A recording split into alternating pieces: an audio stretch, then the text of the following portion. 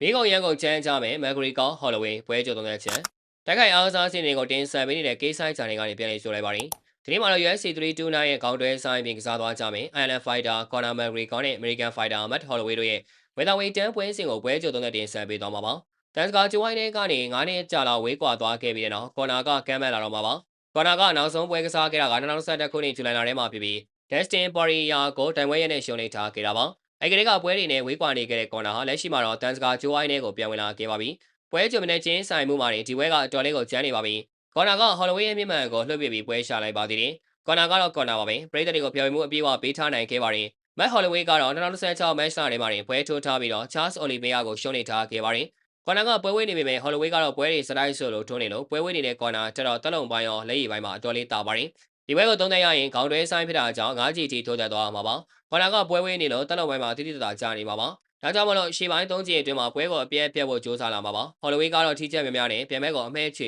ရမှာပါ။ကော်နာရဲ့ပါတဲ့တစ်ချက်လောက်ဟော်လဝေးထိသွားရင်ကြာသွားနိုင်ပေမဲ့ပွဲဝေးနေတဲ့ကော်နာကိုဟော်လဝေးကပဲ4ကြိမ်5ကြိမ်လောက်ထိဆွဲခေါ်ပြီးအလဲထိုးသွားမယ်လို့သုံးသပ်လိုက်ရပါတယ်။ဗီဒီယိုလေးကဒီလောက်ပါပဲ။ One Championship UFC လက်ဝဲနဲ့ MMA အကြောင်းအစုံတွေကိုတင်ဆက်ပေးသွားမှာမို့လို့ K-Site Channel လေးကို Like and Follow နဲ့ Subscribe ပြုလုပ်ပေးထားဖို့လည်းမေတ္တာရပ်ခံလိုက်ရပါတယ်ခင်ဗျာ။